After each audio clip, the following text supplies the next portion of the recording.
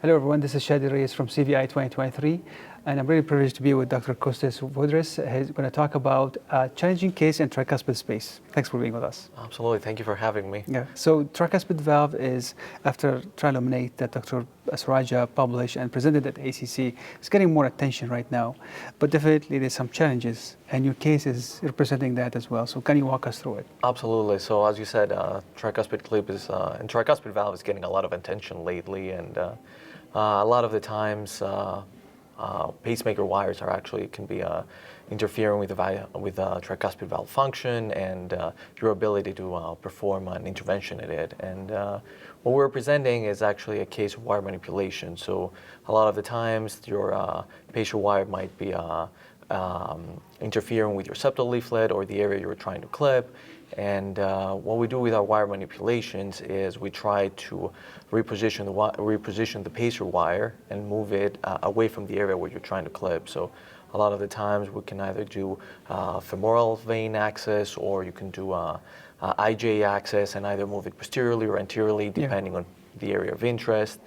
And that actually allows for a certain percentage of the population to be eligible to a therapy where otherwise they wouldn't be. It wouldn't be. So just for our own education, because I'm not structuralist, which leaflet you should aim for clipping during this tricuspid? So most of the times you're either aiming at anterior septal or posterior septal. We try to avoid clipping anterior posteriorly because that's not the anatomical plane of the valve. So whenever you're clipping, you're trying to recreate the anatomical plane of the valve. Okay, and that's when you do the wiring, if you can walk us through it just to align that to be easy to clip. Exactly. So the whole idea is that you're trying to move your wire either anterior or posteriorly depending on where the jet is originating from. Okay. So what we'll do is, and in our case, in the certain case we're presenting today, there was a jet originating in the anterior septal territory, and that's exactly where the wire was. So what we try to do is by pulling the wire posteriorly, you try to centralize it a little bit,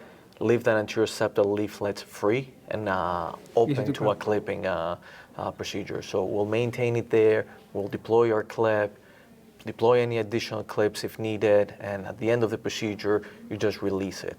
And the way we do it is most of the time we'll just use an Agilis catheter and apply a little tension, like grab it with the hook of the Agilis and like pull it posteriorly. There's other ways you can try. You can try to snare it.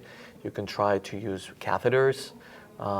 And a lot of the times a trial and error. So you do your TEE. But most of the time you are able to do without this maneuver, right? You can able to clip without. But this is in challenging cases, so you can offer more options to patients with challenging anatomy. Exactly.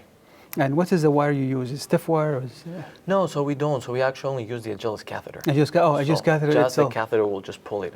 We'll pull it down. And that will adjust your anatomy to be able to grip. Okay. Exactly. And in terms of just shifting it a bit more, is which patient are eligible for or the referral pattern for this patient? When we should refer this patient for people intervention like you for clipping? So the whole idea in TriLuminate is what they looked for, right? So it's patient with symptomatic severe tricuspid regurgitation, they're on guideline-directed medical therapy, they're on stable dose of diuretics, and despite all our efforts and all the right medications, they still remain symptomatic. So these are the ones that are were part of all the trials, both TriLuminate as well as other ongoing trials. Yeah. So RV failure, it's not an inclusion or required. Exactly. Yeah. So a lot of these patients, because of the chronicity of tricuspid regurgitation, they will have some degree of RV failure. They have some degree of RV dilation, some right atrial dilation also. So it's pretty common to see that.